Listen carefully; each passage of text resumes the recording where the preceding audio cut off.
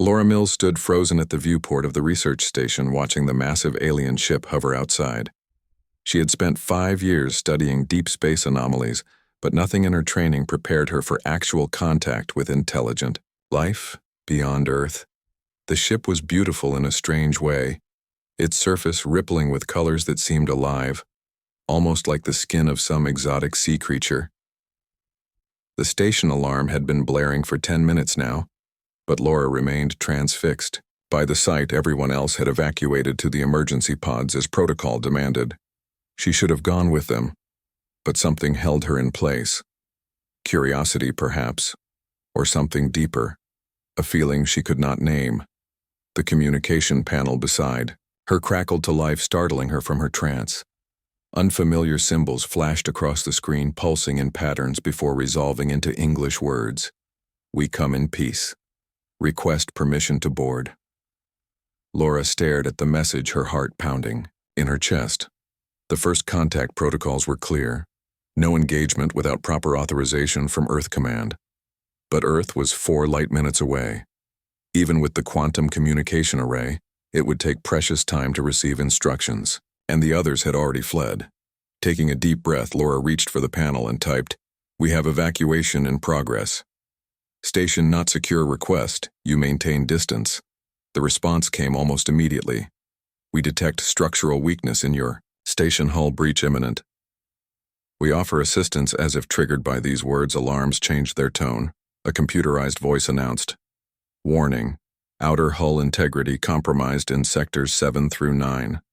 Automatic sealing procedures initiated." Laura checked the station schematics with growing horror.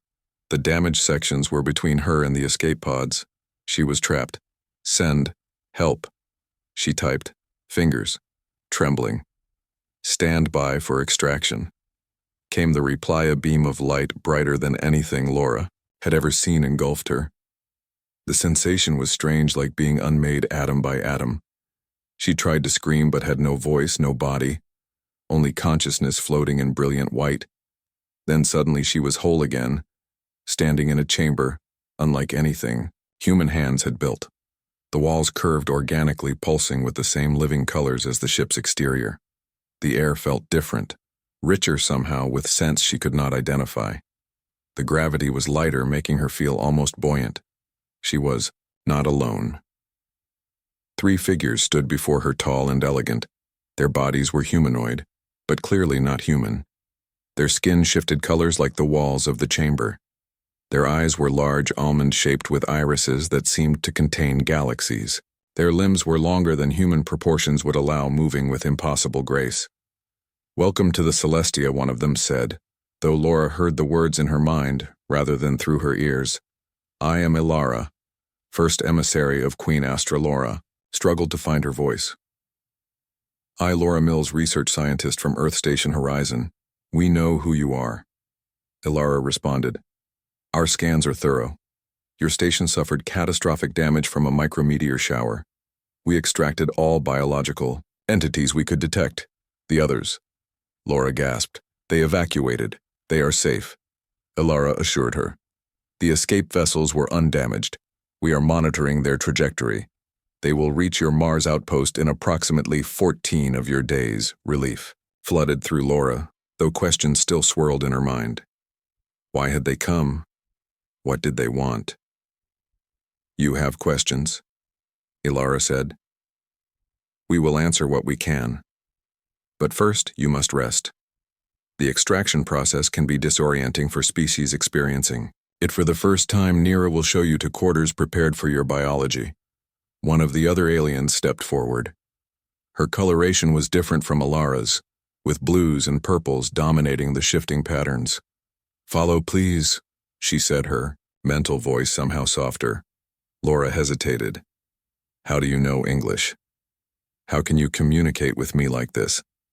"We have been observing Earth for some time," Ilara explained.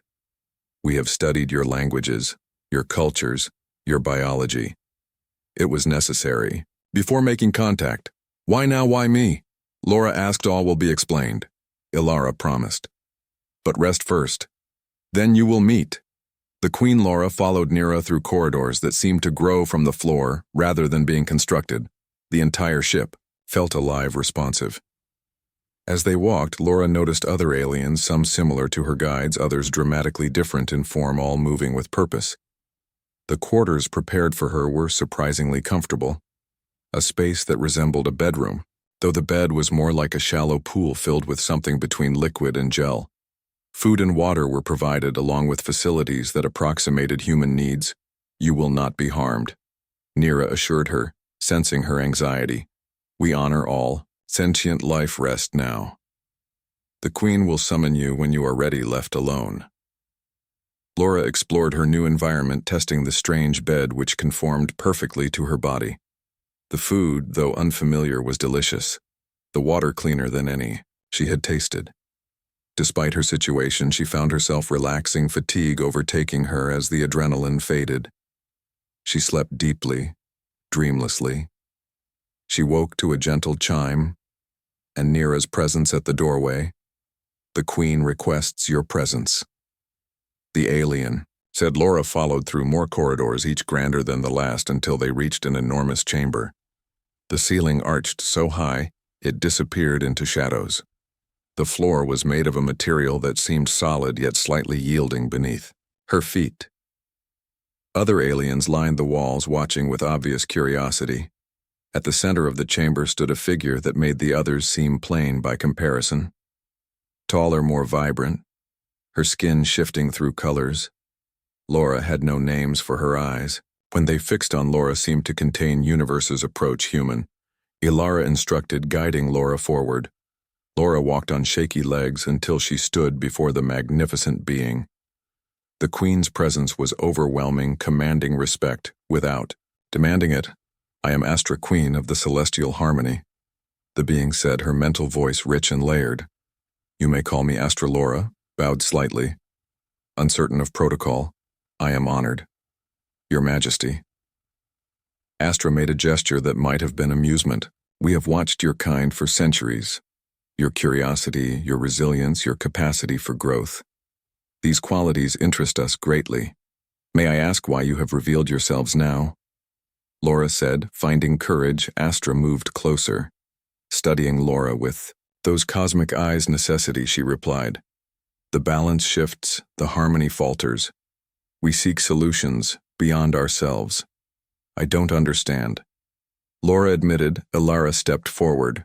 "Our species faces extinction," she explained. "Our reproductive cycles have slowed. Our genetic diversity diminishes. Each generation fewer are born.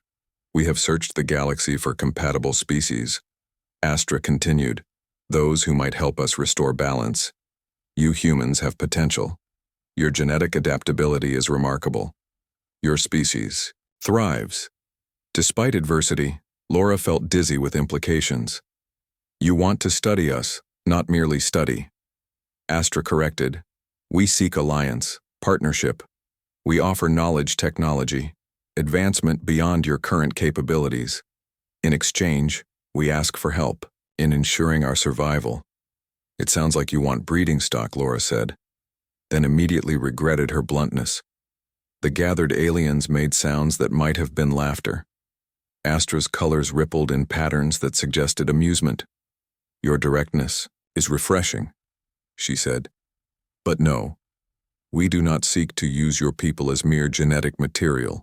We seek willing collaboration, scientific exchange, cultural understanding, and perhaps eventually genetic compatibility through mutual consent and technological means." Laura considered this. It was beyond her authority to negotiate such matters. "I am just a researcher. I can't speak for Earth." "We understand," Astra said. "But someone must be first to bridge the gap. You have been chosen." "Why me?" Laura asked. "Your mind," Ilara explained. "We can sense thought patterns. Your curiosity burns brighter than fear. Your capacity for understanding exceeds most of your kind. You are also convenient." Astra added with what seemed like humor, "You were there when we arrived." Unexpected joke broke Laura's tension, making her laugh. Despite the strangeness of the situation, she felt a connection forming, a sense that perhaps this impossible encounter might lead to something extraordinary. You will be our guest, Astra continued. Learn of us as we learn of you. When you are ready, if you wish, we will take you to your leaders to begin formal contact. And if I don't wish to be your ambassador, Laura asked, then you will be returned safely to your people. Ilara assured her, we force nothing. All must be by choice, that is our way. Laura took a deep breath, considering I would like to learn about you first. Before deciding, Astra's colors brightened. Excellent, she said. You will be given access to our knowledge centers, our history. Our science Nera will be your guide. Learn well. Laura Mills of Earth, the days that followed were a blur of discovery.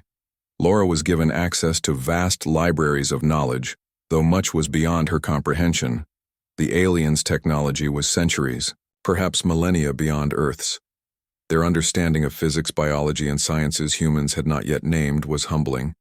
She learned they called themselves the Astrani, a species born among stars now scattered across multiple systems. Their history stretched back millions of years. Their society was complex but harmonious, guided by principles of balance and mutual growth. Nera proved a patient teacher, explaining concepts, sometimes spending hours finding ways to translate ideas into frameworks Laura could understand. The Mars outpost erupted into chaos when the Celestia appeared in orbit. The massive alien vessel dwarfed any human spacecraft ever built, its living colors visible even from the surface. Laura watched from the viewport of the smaller shuttle as they descended toward the red planet, her stomach tight with nerves beside her. Nera and Ilara stood calm and composed, their skin colors shifting in subtle patterns that Laura had learned indicated anticipation rather than anxiety. A dozen armed Earth Coalition ships surrounded them, keeping careful distance, weapons undoubtedly locked on their position. Are you ready, Ilara? Asked her mental voice, gentle in Laura's mind. As ready as I'll ever be. Laura replied, no one on Earth or Mars has ever done this before. That is the nature of first steps, Nera said. Only one can be first. The shuttle touched down with barely a tremor on the landing pad. The airlock cycled. Earth Coalition soldiers in full combat gear lined the corridor beyond weapons. Raised Communications Officer Hannah Reed stood at their center, her face a mask of professional neutrality. Laura had known Hannah during her time at the Horizon Station. They had shared meals, occasional conversations, never close friends, but friendly colleagues. Now Hannah stared at her as though she were a stranger or perhaps a traitor. The shuttle door opened. Laura stepped out first, as planned, hands raised in a universal gesture of peace. I am Laura Mills, she called out. Research scientist from Horizon Station. These are representatives from the Celestial Harmony. They come in peace. Hannah's expression remained guarded. Laura Mills, your biometric scans match our records, but protocol requires full decontamination and isolation before debriefing. Understand, Laura said. We expected this. The Astrani delegates are prepared to comply with all reasonable security measures. The Astrani, Hannah repeated the unfamiliar word. Their species name, Laura explained. Ilara is their first emissary. Nera is a cultural specialist they represent, Queen. Astra. Hannah's gaze shifted to the aliens who had emerged behind Laura. Her eyes widened slightly, the only indication of her astonishment at their appearance. Their height, their shifting skin colors, their otherworldly grace was unlike anything humans had encountered before. Welcome to Mars Outpost Alpha. Hannah said finally, her training overcoming her shock. I am Communications Officer Hannah Reed. I am authorized to escort you to secure meeting facilities, pending verification of peaceful intent. We understand your caution. Ilara replied, her mental voice projected so all could hear it. We will comply with your security measures. The soldiers tensed, several taking involuntary steps backward at the sound of Ilara's voice in their minds. Their commander, a stern-faced woman with the name Torres on her uniform, barked orders. Stay in formation. Maintain protocol. We can communicate through your devices if that is more comfortable. Ilara offered, sensing their discomfort. Hannah nodded gratefully. That would be preferred for now. The procession moved through the corridors of the outpost. Laura felt the stares of everyone they passed. Scientists, technicians, security personnel lined the walls watching. In stunned silence as the aliens walked by, she recognized many faces, saw the questions in their eyes. What is happening? Who are they? Why is Laura with them? They were led to a large chamber usually used for outpost-wide meetings, now hastily converted into a secure area. The windows were covered with blast shields. Armed guards took positions at every entrance. Medical staff in isolation suits waited with scanning equipment.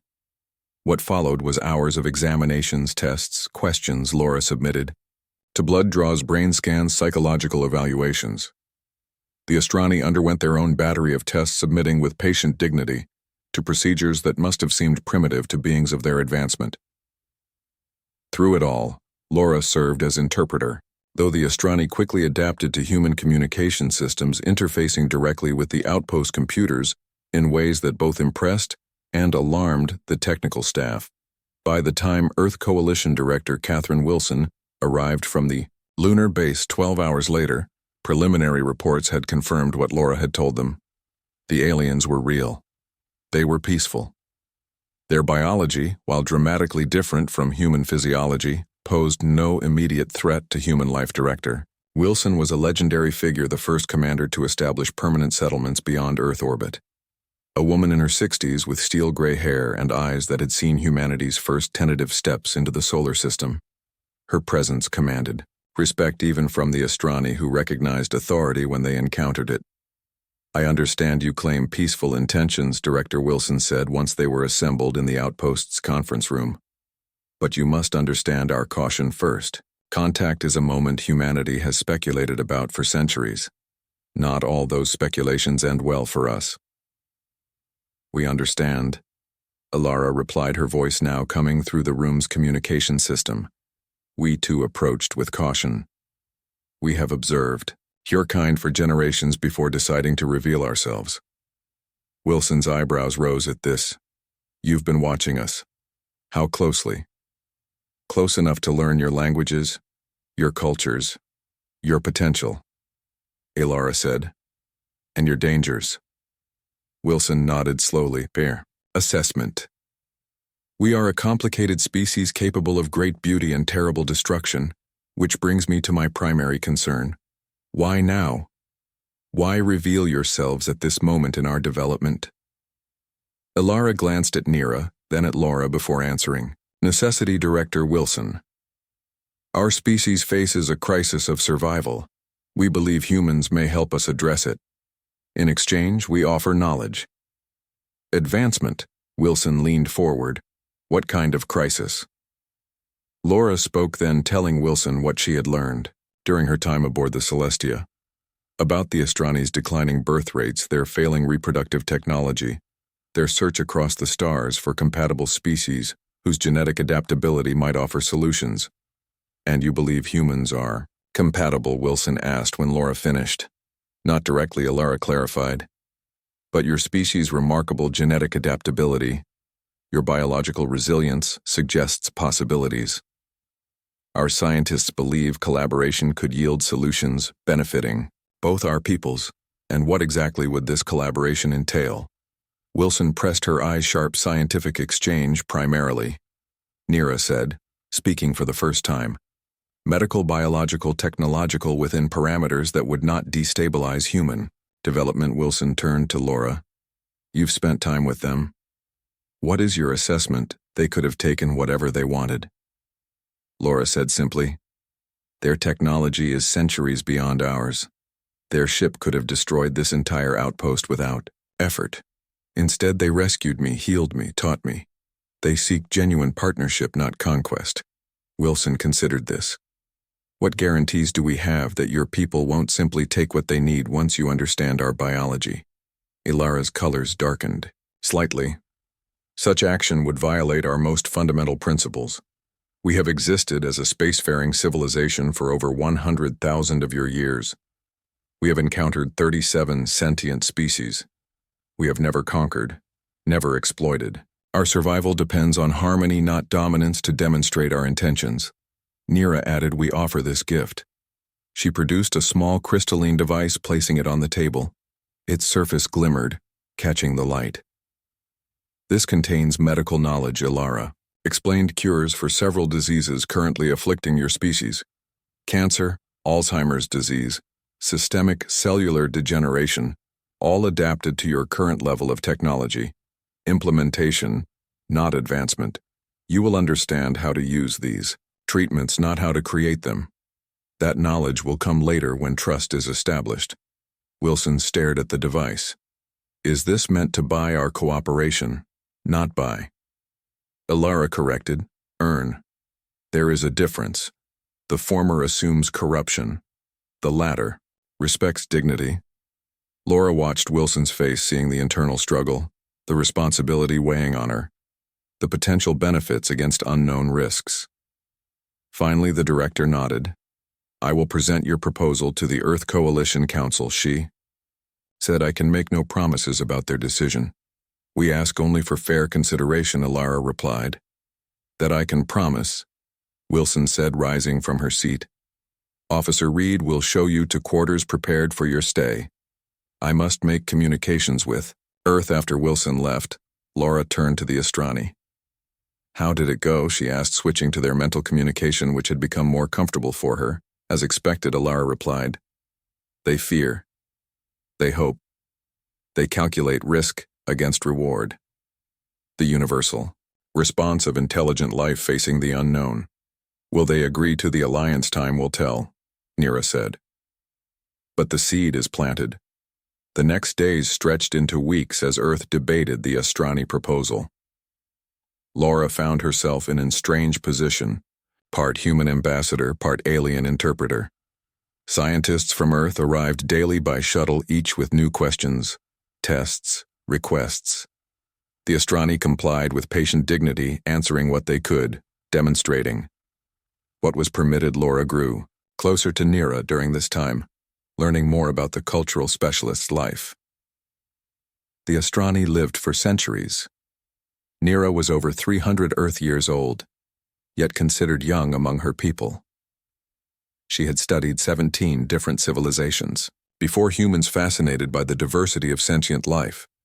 "You are unusual among species," Nira told Laura one evening as they walked through the outpost garden, a poor imitation of the living gardens aboard the Celestia, but peaceful nonetheless. "Most achieve technological advancement first, then social harmony. You seem to be attempting both simultaneously, struggling with both. Is that good or bad?" Laura asked. Neutral Station 1 gleamed against the darkness of space, a perfect blend of human and Astrani design. The structure curved in organic lines, unlike typical human architecture, yet incorporated familiar elements, creating a space where both species could feel comfortable. Laura stood at the docking bay watching Earth shuttles arrive, carrying diplomats, scientists, and government officials from every major nation. 6 months had passed since first contact. The initial fear and suspicion had given way to cautious optimism as the Astrani shared medical knowledge that had already begun to transform human healthcare. Cancer treatments derived from their technology had shown miraculous results. Debilitating diseases that had plagued humanity for centuries now had effective treatments. The goodwill generated by these gifts had paved the way for deeper cooperation. Ilara approached, her skin shifting in colors that indicated mild concern. "The security protocols are extensive," she observed. "They scan for weapons technologies we have not shared. It's standard procedure," Laura explained. "They're still cautious. Some still fear this might be an elaborate trap." "Understandable," Ilara acknowledged. "Trusting unknown entities requires courage. Our own history holds similar examples." Laura had grown accustomed to the Astrani's mental communication over the months. She moved between human speech and their telepathic exchanges with ease now. Sometimes she forgot which she was using until someone reacted with surprise to words they couldn't hear. Kimberly Foster, Earth's newly appointed ambassador to the Astrani, approached them, her diplomatic uniform crisp and formal. She had been chosen for her background in both xenobiology and international relations. A brilliant woman in her 50s with calm poise and sharp intelligence. "Ambassador Foster, this is Ilara, first emissary to Queen Astra." Laura introduced them. Foster inclined her head in greeting. "We are honored by your presence, emissary." "Hilara, the Earth Coalition extends welcome and gratitude for the medical knowledge your people have shared." The gesture was small, Hilara replied, a demonstration of intent rather than the full measure of potential alliance. Foster smiled diplomatically. "When will Queen Astra arrive?" "The Queen awaits confirmation that all Earth representatives have boarded and security protocols are satisfied," Hilara explained. "Then she will transfer from the Celestia." Laura sensed Foster's surprise. Though the ambassador hid it well, she had expected the Queen to arrive with standard diplomatic ceremony, not await human convenience. The subtle power dynamic was not lost on her. "I will inform the Coalition President," Hilara Foster said. "All preparations are complete." As Foster departed, Laura turned to Hilara. "The humans expected more demands from you," she said. "They're surprised by how accommodating the Queen has been." Ilara's colors shifted in what Laura now recognized as amusement power that must announce itself. "Is not true power," she replied. "The Queen has existed for millennia. She has no need to demonstrate importance through ceremony." The station hummed with activity as final preparations were completed. Security teams swept every corridor. Refreshments, representing both human and Astrani preferences, were arranged in the grand meeting chamber. The Earth Coalition president, along with representatives from 12 major nations, waited in the diplomatic reception area. When all was ready, Hilara received confirmation through her connection to the Celestia. "The Queen comes," she announced. Unlike the elaborate arrival ceremonies humans expected, no shuttle approached the station. Instead, the air in the center of the grand chamber began to shimmer with light particles swirled, condensing, forming a shape that gradually solidified into Queen Astra. Laura heard gasps from the assembled humans. Astra stood nearly 8 feet tall, her form radiating power and grace. Her skin shifted through colors more vibrant than any other Astrani, displaying patterns of extraordinary complexity. Her eyes, when she opened them, contained galaxies, depths that seemed to go on forever. "Greetings, people of Earth." Astra's mental voice touched everyone present, gentle, yet unmistakably powerful. "I am Astra, Queen of the Celestial Harmony." President Elena Chen recovered, first stepping forward despite the visible shock on her face. "Welcome to Neutral Station 1. Your Majesty," she said, her voice steady, despite her awe. "I am President Chen, representing the Earth Coalition." Astra inclined her head slightly. The gesture, while small, carried dignity. "I have observed your world for centuries, watched your species grow, struggle, advance. Your potential interests us. Your resilience inspires." President Chen gestured toward the arranged seating. "We have prepared accommodations for discussion, Your Majesty. If you would join us." Astra moved with fluid grace, taking the seat prepared for her. The human officials followed, some still staring in undisguised wonder. The formal discussions began with prepared statements, declarations of peaceful intent, acknowledgments of potential benefits, diplomatic language carefully crafted to convey openness while maintaining caution. Laura watched from her position beside Hilara. The humans spoke of cooperation, scientific exchange, cultural understanding. But beneath their words, she sensed reservation, calculations of advantage and risk. The Astrani, too, kept certain knowledge guarded, offering much but not all. As the diplomatic formalities continued, Laura felt a familiar presence touch her mind. Nira had arrived, joining the Astrani delegation. The cultural specialists' colors shifted in greeting. They circle each other like orbital bodies, Nira observed, neither willing to alter course first. "It's the nature of first contact," Laura replied. "Both sides cautious, both protecting their interests. Necessary," Nira acknowledged, "but insufficient. The true exchange has not yet begun." After the formal speeches came the treaty signing. The document outlined the parameters of human Astrani cooperation, scientific collaboration, cultural exchange, limited technology, transfer, medical advancement. Most importantly, it established protocols. For the genetic research, the Astrani sought permission to study human adaptability, with strict ethical guidelines and oversight. As President Chen and Queen Astra signed their respective copies, The station lights dimmed momentarily, then brightened. A subtle power fluctuation, Laura thought, until alarms began to sound. Security breach Deck 7.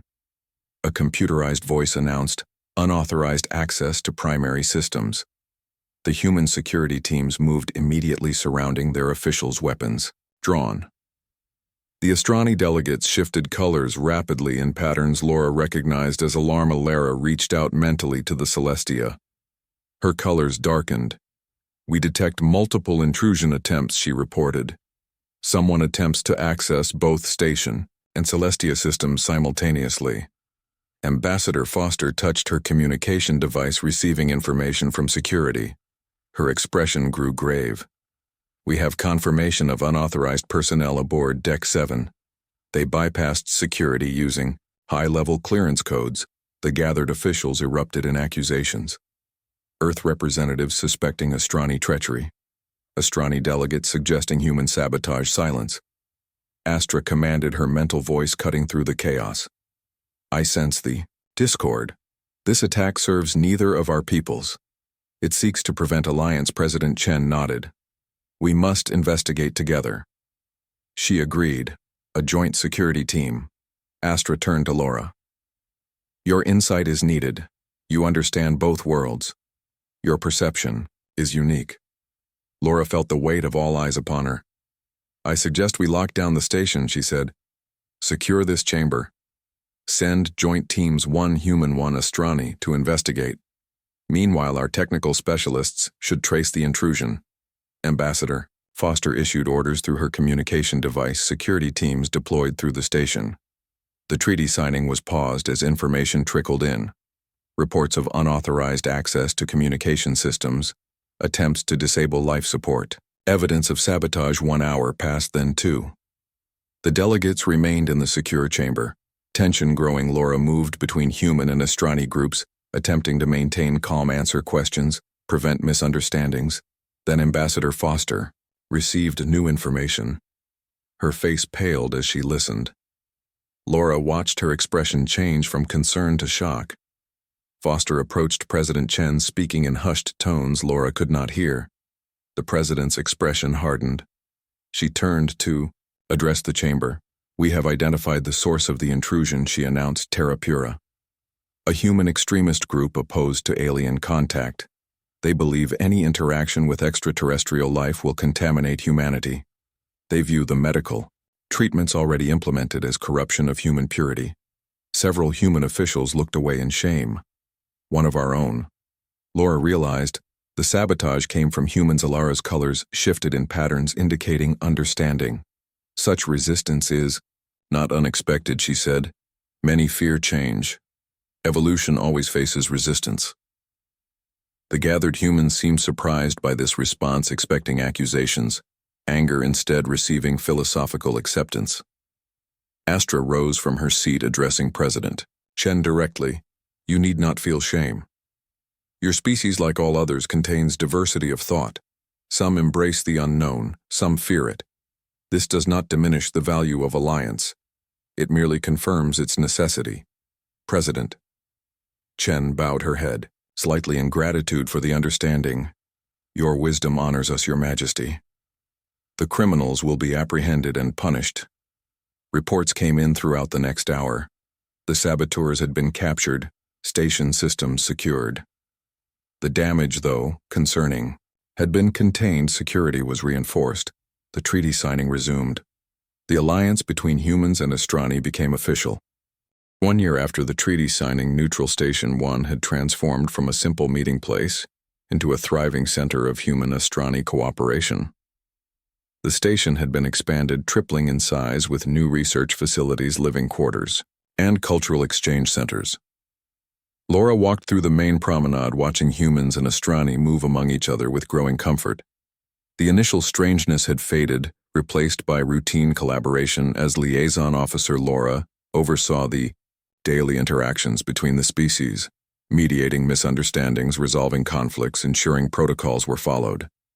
Her unique position, understanding both worlds, made her invaluable, though the role often left her feeling isolated. Neither fully part of the human contingent, nor truly Astrani, she existed in the space between. Dr. Samantha Wright, chief human geneticist, approached her datapad in hand. Her expression troubled. Laura had worked closely with Samantha over the past year. The scientist had been among the first to volunteer for the genetic research program. Her brilliant mind and open perspective had made her a natural choice to lead the human scientific team.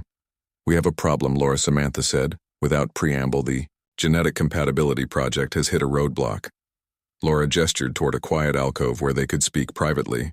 "What kind of roadblock?" Samantha activated her datapad, showing complex genetic models. "The adaptations we've been developing to help the Astrani reproductive system. They're showing unexpected side effects in the simulation models. Cellular degradation, neural pathway disruption. Nothing immediately life-threatening but concerning for long-term viability." "Have you shared this with the Astrani research team?" Laura asked.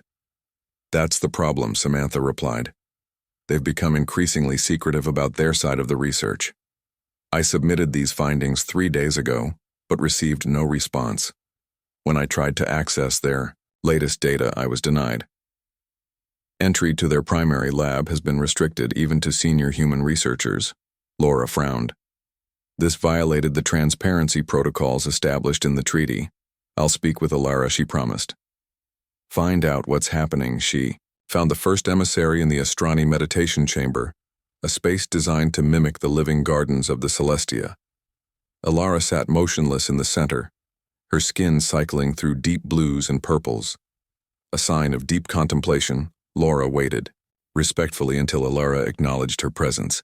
The emissary's colors shifted to warmer tones as she emerged from her meditative state. "Your thoughts are troubled," Alara observed. "Dr. Wright reports problems with the genetic research," Laura said. Deciding directness was best. "She says the Astrani team has become secretive, restricting access to data and facilities. This violates our agreement." Alara's colors darkened briefly, then stabilized. "The research has entered a sensitive phase," she explained. "Certain aspects require careful handling before sharing. That's not how the treaty works." Laura reminded her. Both sides agreed to full transparency throughout the process. Alara rose, moving to a small pool of luminescent liquid that served as both art and information display for the Astrani. The surface rippled, responding to her presence, forming patterns, shapes, data visualizations, incomprehensible to human eyes. "What Dr. Wright has discovered is only part of the equation," Alara said. "The full truth is more complex. Our scientists have identified a compatibility solution, but its implementation raises ethical questions we have not yet resolved among ourselves." "What kind of ethical questions?" Laura pressed. Alara hesitated, her color shifting rapidly. "The solution requires genetic modification beyond what we initially disclosed. Not merely adaptation, but fundamental restructuring. The resulting beings would be neither human nor Astrani, but something new. A hybrid species," Laura absorbed. The treaty specifically prohibited such extensive modifications. The humans had been clear anything that fundamentally altered human genetic identity was forbidden. "Why wasn't this shared with the human team?" Laura asked. "The Queen wished to develop a complete understanding before presentation," Alara explained. "To offer alternatives, options, not ultimatums." Laura felt her frustration rise. That's not her decision to make. The treaty terms are clear. All research shared at all stages. No exceptions, Alara's colors pulsed in acknowledgement. "You are right, Laura Mills. The protocols were violated. I will speak with the Queen, request full disclosure to the human research team." Laura studied the emissary, searching for deception. Finding none. "I need to report this to Ambassador Foster," she said. "The humans need to be informed." "I understand," Alara replied. "We will provide complete data immediately." The meeting with Ambassador Foster did not go well. The diplomat listened to Laura's report, her expression growing, increasingly grave as the implications became clear. "This is exactly what the skeptics warned about," Foster said, pacing the small conference room. "Hidden agendas. Secret research. The Terra Pura extremists will use this to validate their fears." The Astrani acknowledged the error, Laura pointed out. "They're providing full access to the research now. Foster stopped pacing, fixing Laura with a sharp gaze. You sound like you're defending them. I'm not defending anyone. Laura said, I'm trying to maintain the alliance. The research is promising, even with these complications. Foster's expression softened slightly. I know your position is difficult, Laura. Neither fully in one camp nor the other. But my responsibility is to humanity's interests first. The Coalition Council will need to review this situation. They may suspend research until new safeguards are implemented. Laura nodded. Understanding the political necessities, do what you must. But please emphasize that this was a misunderstanding. Not malicious. Intent. The Astrani still desire honest collaboration. When Foster left, Laura found herself alone with her thoughts. The fragile trust between species now threatened by miscommunication secrecy. Despite a year of progress, the fundamental suspicions, remained just beneath the surface. She was interrupted by an alert on her communication device. Queen Astra requested her presence aboard the Celestia. Laura had not returned to the great ship in months, her duties keeping her aboard neutral station. When the shuttle journey from the station to the Celestia took only minutes. The alien vessel remained in high Earth orbit, a constant reminder of the Astrani presence. The living colors of its hull shifted in patterns that still fascinated human observers. Nira met her at the docking bay. The cultural specialist's colors warm in greeting. It has been too long, Laura Mills. She said, her mental voice familiar, comforting. Too long. Laura agreed, feeling some tension ease in Nira's presence. The cultural specialist had become something close to a friend over the past year. Their mutual curiosity about different perspectives creating a bond that transcended species. The Queen awaits, Nira said, leading Laura through the organic corridors. Each visit to the Celestia reminded Laura how truly alien the Astrani were, despite their humanoid appearance. Their technology, their aesthetics, their very conception of existence differed fundamentally from human understanding. They found Astra in her private observatory, a vast chamber with views of Earth and the surrounding space. The Queen's form seemed somehow diminished since Laura had last seen her. The vibrant, shifting colors more subdued, the cosmic depth of her eyes slightly dimmed. You have concerns, Laura Mills Astra said without preamble. I do, Your Majesty, Laura replied. The secrecy regarding the genetic research violates our agreement. It threatens the alliance. Astra moved closer, studying Laura with those unfathomable eyes. You speak truth without fear. Even to a queen. This is why you were chosen. I speak truth because the alliance matters, Laura said. Because I believe in what we're trying to build. Astra gestured and the observatory darkened, stars appearing all around them. Projections. But so perfect, Laura felt she could reach out and touch them. What you do not know, what I have not shared, is the urgency, Astra said. Our decline accelerates. Fewer Astrani are born each cycle. Those born show signs of genetic degradation. Our scientists project extinction within 5 generations unless a solution is found. Laura felt the weight of this revelation, understanding now the desperation that might drive secrecy. If your people face extinction, why not simply tell the humans? The treaty includes provisions for urgent research. The Queen's colors darkened. We feared revealing the true timeline would create pressure. Desperation leads to mistakes, to compromises that harm both sides. We sought a solution we could present as option, not necessity. There was logic to this, Laura had to admit. Yet the secrecy had created exactly the crisis they hoped to avoid. Now the humans would suspect all Astrani motives, question all shared research. What is the solution you've found? Laura asked, the one raising ethical concerns. Astra waved her hand. The star projections disappeared, replaced by genetic models similar to those Samantha had shown, but far more complex. Our scientists discovered human genetic material contains sequences that, when properly integrated with Astrani code, create stable, viable combinations, Astra explained, but the resulting entity would be neither human nor Astrani. A new species sharing characteristics of both, and this troubles you? Laura said. Astra's colors shifted in complex patterns. Creation of new sentient life bears profound responsibility, she said. Would these new beings belong to neither world or both? What rights would they possess? What future? What identity? These questions must be answered before proceeding. 5 years had passed since first contact. Neutral Station 1 had grown into Harmony City, a sprawling space habitat housing over 20,000 humans and Astrani working together.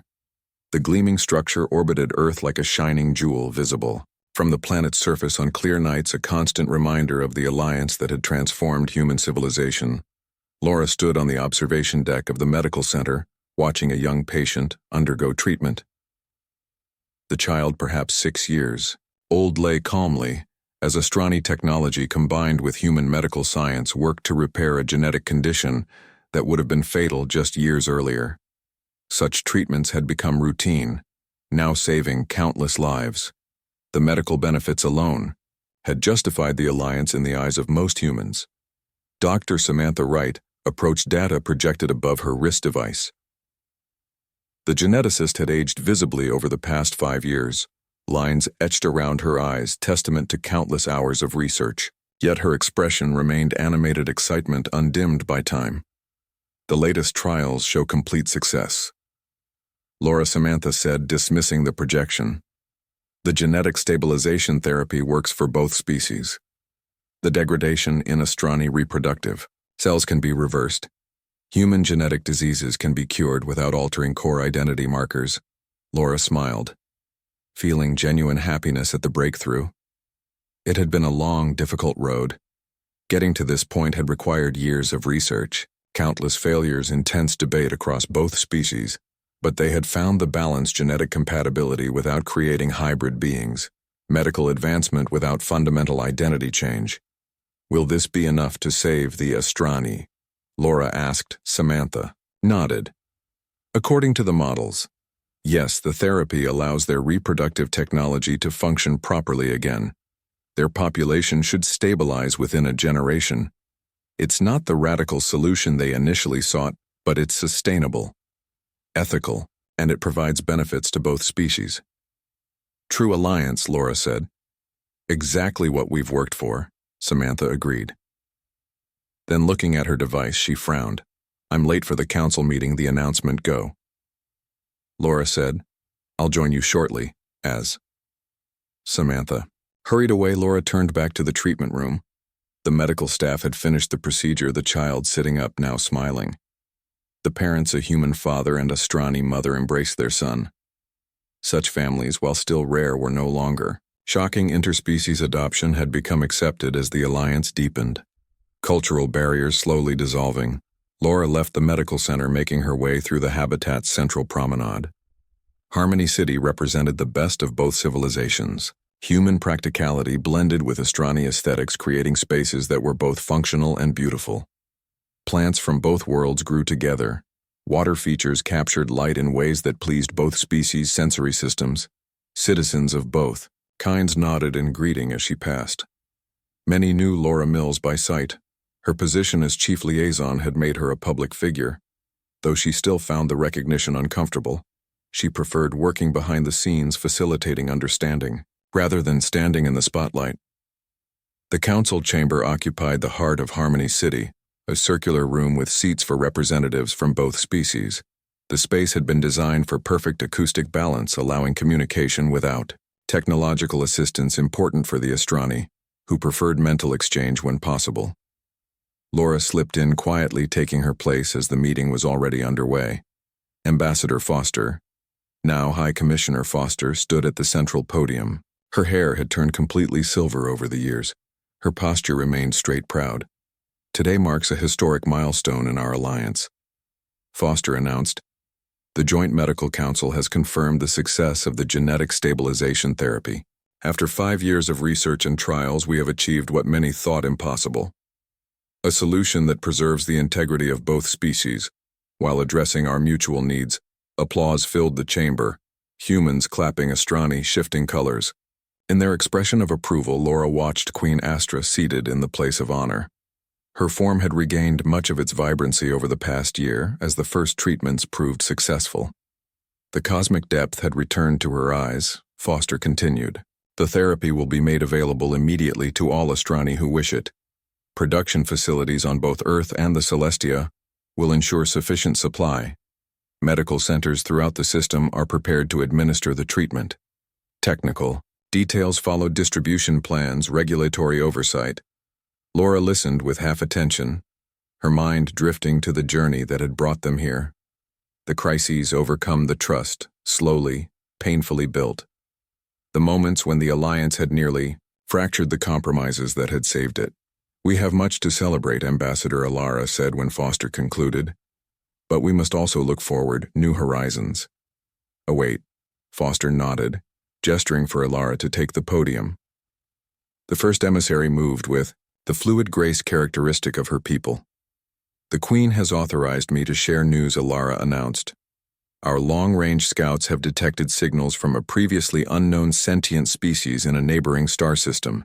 Preliminary analysis suggests a civilization approaching technological capability for interstellar communication. They do not yet know. They are not alone." Murmurs spread through the chamber. Laura felt a jolt of surprise. This was the first mention of another sentient species since the Alliance began. "The Stellar Exploration Treaty we signed 2 years ago established protocols for such discoveries." Alara continued. "We now activate those protocols. The Joint Contact Committee will analyze the data, determine appropriate observation parameters, and begin preparation for possible future contact." Laura knew what came next. She had helped draft those protocols. Commissioner Foster stepped forward again. "As established in the treaty, the Contact Committee will be led by our most experienced first contact specialist." She turned toward Laura Mills. "Will you accept leadership of this mission?" All eyes turned to Laura. For a moment she felt overwhelmed by the responsibility. Yet she also felt a sense of rightness. The completion of a circle, beginning as the subject of first contact, now becoming its agent. "Accept." She said, her voice steady despite her racing heart. The meeting concluded with technical discussions, timeline projections, resource allocations.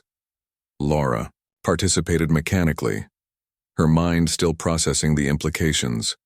New contact, new possibilities, new bridges to build. Queen Astra approached as the chamber emptied her presence, drawing attention even after years of familiarity. "You seem troubled." "Laura Mills," she observed. "Not troubled, Your Majesty." Laura replied, contemplative. "This is a significant responsibility." Astra's colors shifted in gentle patterns. "You doubt your capability." Laura considered the question. "I wonder if I can be truly objective. My experience with your people has been transformative. I see the universe differently now. That is precisely why you are suited for this task." Astra said, "You understand transformation. You have lived it. You can guide others through it." Nira joined, them the cultural specialist colors warm in greeting. The three moved to a quiet alcove away from the dispersing council members.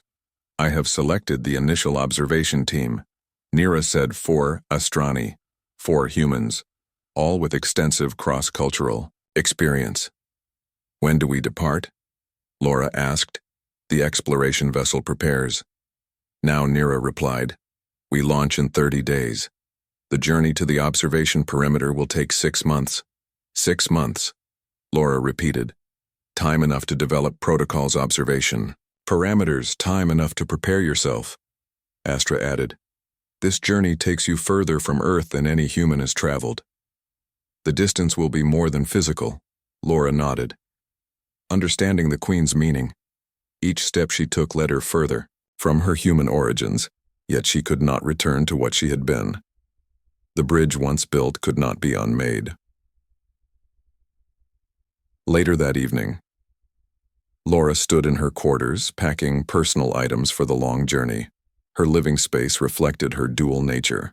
Books from Earth art, from the Celestia plants from both worlds growing together in careful harmony. She had created her own balance over the years, finding peace in her unique position. Her communication device chimed.